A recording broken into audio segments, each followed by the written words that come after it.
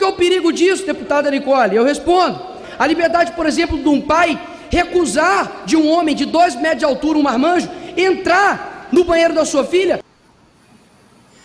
Ô Thales, eu estava conversando sobre essa história do banheiro, porque me chama muito a atenção a obsessão que essas figuras têm com a questão do banheiro, sendo que o banheiro é uma coisa absolutamente natural, né? É o que a deputada Sâmia Bonfim falou, a violência acontece muito mais dentro de casa, né? E aí eu fiquei me perguntando se essas pessoas que se mostram assim muito homofóbicas, como é o caso desse deputado, se essas pessoas não teriam assim uma homoafetividade reprimida. O que você acha, Thales? Olha, pode até ser, né? A gente nunca sabe, né? Mas isso também talvez, o problema muitas vezes disso é porque, e é uma coisa que é bastante comentada, é que aí parece que a culpa é da homossexualidade, né? Porque daí ele não se aceitaria e tal. Mas provavelmente pode ser essa possibilidade. Tem casos assim que quem ganhou jornais, né? De pessoas que tinham um comportamento assim muito homofóbico e depois foram flagradas em situações de relacionamento homoafetivo, né? Mas eu acho importante esclarecer assim, que mesmo essa possibilidade sendo real, e pode ser, mas esse problema que as pessoas têm com o banheiro, né, é por causa de uma coisa chamada essencialismo de gênero. O que é o essencialismo de gênero? É um viés que todos nós temos de achar que os sexos realmente são 2 pré-determinados geneticamente, né, imutáveis. Isso é essencialismo. E cada um deles compartilha uma essência que é única e compartilhada e presente em todos os membros daquele sexo. Então, existe a mulher, existe o homem. Esse é o discurso que tem sempre dizer. O que acontece? A ciência foi evoluindo, tá? E descobrindo que essas pessoas que não se identificam dessa forma, tá, sempre existiram e tem, inclusive, uma explicação. É uma explicação, inclusive, alinhada na natureza dessas pessoas. Tá? Há demonstrações biológicas de que é, de fato, um outro gênero. Ok? Só que, como as pessoas acabam não compreendendo essa explicação, alguma coisa assim, elas se baseiam nesse viés intuitivo de achar que tem homem e mulher. Então, quando você propõe um banheiro unissex ou alguma coisa do tipo, isso causa problema. Agora, uma outra, essa ideia do essencialismo, ela carrega nela, ela gera na gente uma reação de nojo quando a gente percebe que ela está sendo violada. Isso no senso comum. Assim. Então você percebe que alguém está realmente, igual ele está falando, tentando fazer um homem tentando fazer um papel de mulher, ou uma mulher tentando fazer um papel de homem, essa violação das duas categorias gera nas pessoas uma reação emocional que é a de nojo. Tá? O nojo moral. O nojo moral, que é uma das dimensões do nojo, que responde a essa violação da pureza, porque a gente parte que tem 2 categorias, então tem o homem puro e a mulher pura.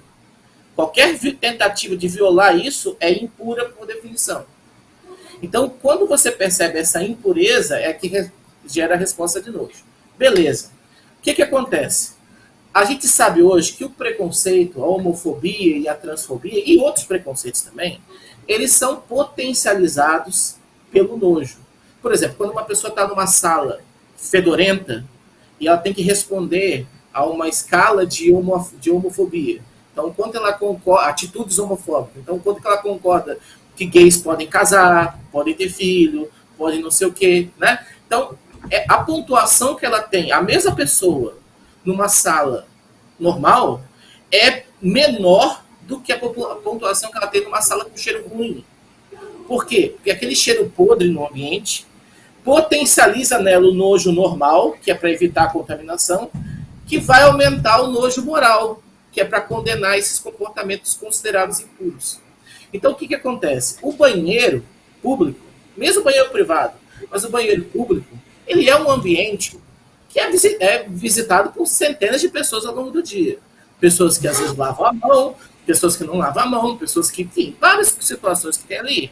Não é o ambiente mais agradável para você comer, para você interagir com as pessoas, é para você fazer outro tipo de coisa, né? Que geralmente não tem um cheiro muito bom, né?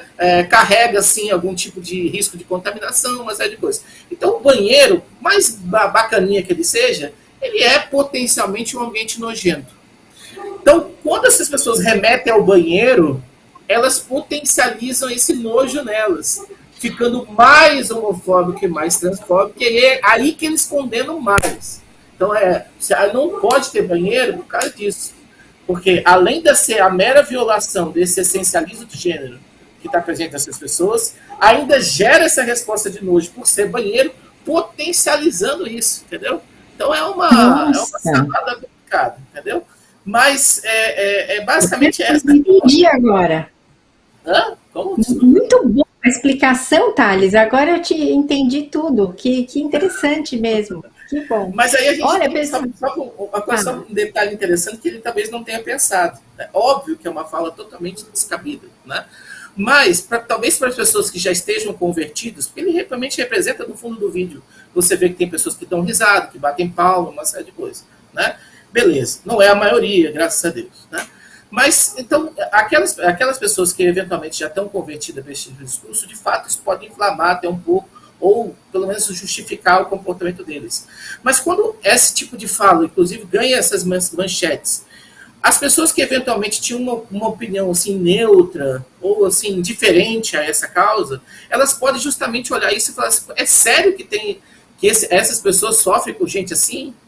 Com gente que tem esse tipo de fala com relação a banheiro e não sei o quê? Então, de uma certa forma, mesmo ele provavelmente não sendo a ideia original dele, eu não estou dizendo que isso foi uma coisa boa, seria ótimo que isso não tivesse existido. Mas é interessante que essa fala, tornada na mídia, pode justamente entender o quão absurdo é o tipo de crítica que as pessoas sofrem por aí. Pessoas que são transexuais ou outro tipo de orientação.